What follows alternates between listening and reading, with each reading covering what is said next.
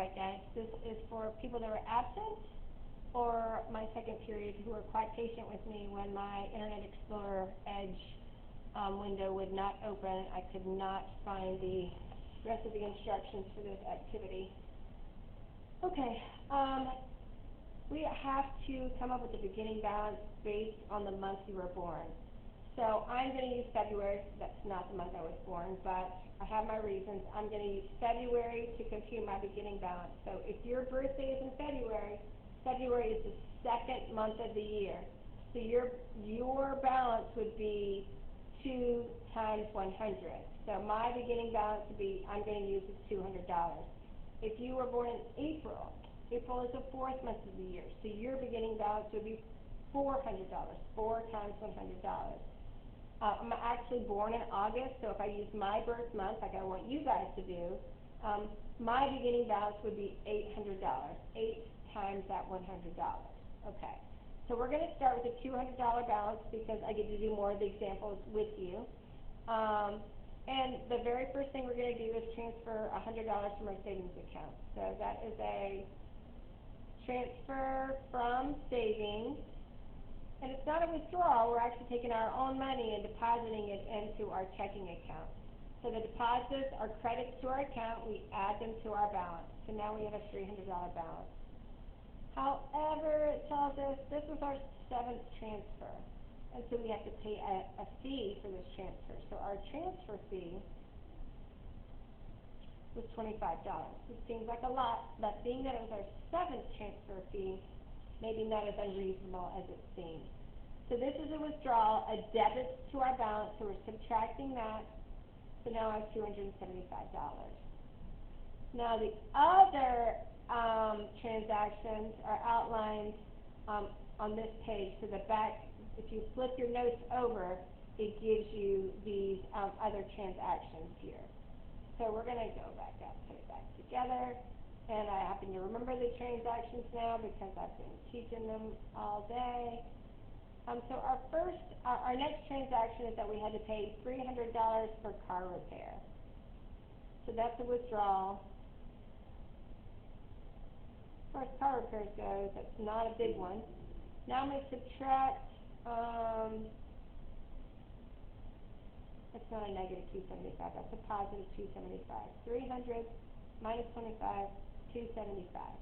But now I have to subtract $300 from my account.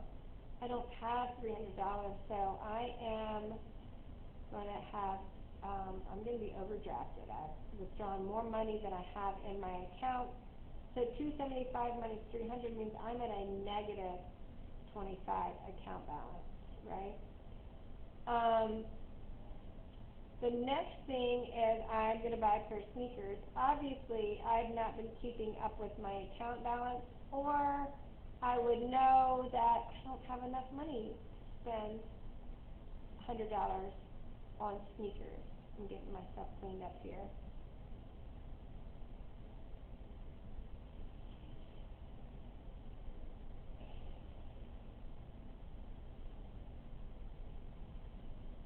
All right. So I obviously did not check my account. I don't know that I'm overdrawn right now. That's what it means if you have if you have a negative amount of money in your account, it means you're overdrawn. So negative 25 minus $100 means I have negative $125 in my account now. The next thing, I obviously still unaware that I don't have any money in my account. I'm going to spend $5 on ice cream, but I'm going to use my ATM card. $5 doesn't seem bad, except I have no money. So now I have negative $130 in my account. And insult to injury, they're going to charge me a fee for using my ATM card. So now I have $5 left. I have negative $135. But if you'll notice down here, they tell me that my ATM was out of network, the machine I used. So now I got to pay an additional $5. That means I paid $15 for my $5 ice cream. So we're going to say that's an out of network fee. So another $5. So now I'm negative $140. We would say that I'm $140 overdrawn in my checking account. Now, we'll see. I'm going to do this time so we can read this better. If we have less than $300, they're going to charge us a $1,500 below the daily balance fee. So, and if it says for the very last thing, they're not going to make any purchases the next month, but if our daily balance is less than $1,500, we have to pay another $15 fee. So I'm going to go back up here and get lined back up right. So now I have a daily minimum balance fee, that's probably what I would call it. So a daily minimum balance fee of $15, and I am going to have two of those. So that's $155. I've got another one for the next month. A daily minimum balance. I'm below $300. I'm way below. I'm in the negative. And that's not a ball fee. That's actually a balance fee. Let's take off one of those L's. Daily minimum balance fee. So one for the current month and one for the next month. And so that's going to be, we are negative $170 for our ending balance for the next 2 months. So that is not good. So that's what yours should look like, some version of that. If your birthday was August, then you had money, you would have everything would be the same except your balance would be different, and you wouldn't have these two, right? Okay. So now we're going to do the reflection. I'm going to do the reflection with you. And the reflection, that's not what I want to do. Open the recent. There we go. So, how did you feel? How did it feel when you're told you had a fee? So everybody is going to have different answers here, but it's not really a right or wrong as long as you can describe how you feel. I'm frustrated.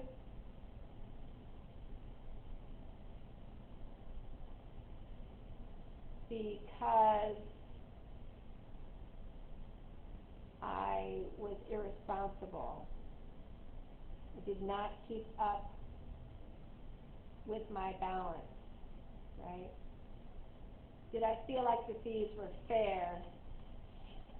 I feel like the fees, so it varies, so yours may not be exactly like this, but I feel the fees were fair. So they were harsh. They were fair because I was told about them. I agreed to them when I opened my account. So I feel the fees were fair because I agreed to them when I opened my account.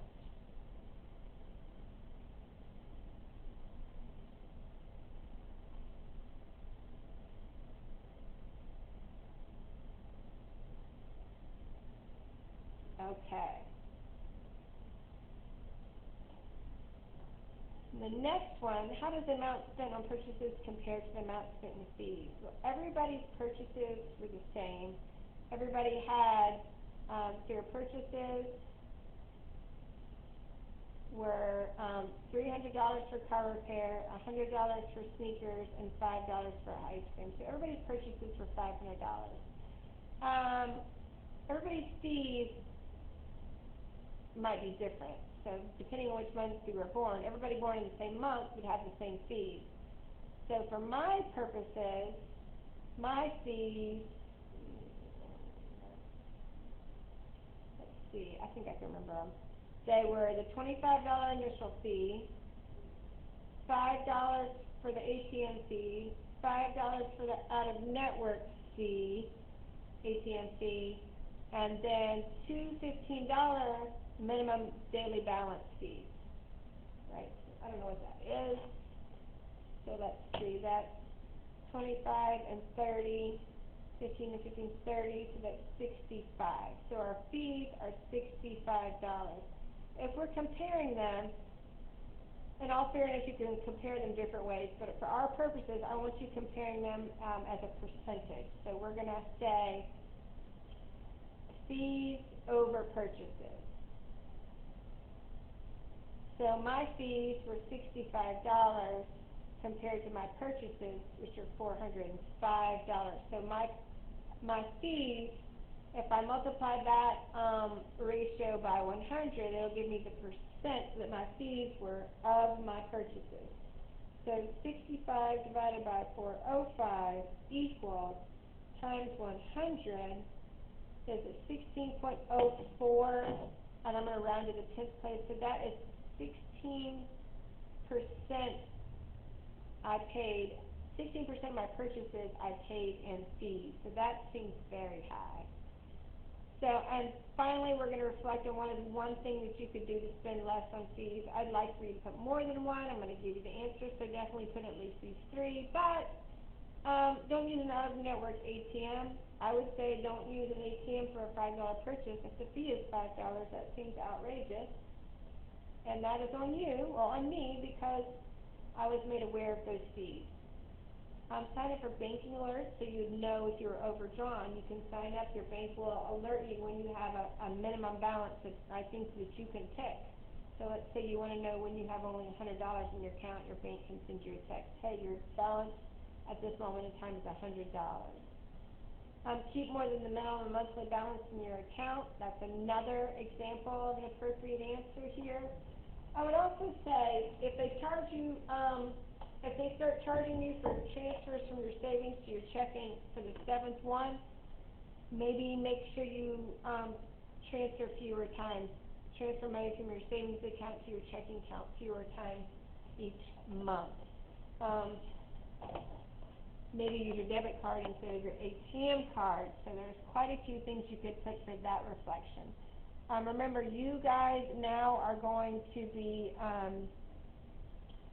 clicking on the articles and answering the questions for the rest of your notes. There's articles for these three. Let's see here. Let's do it this way.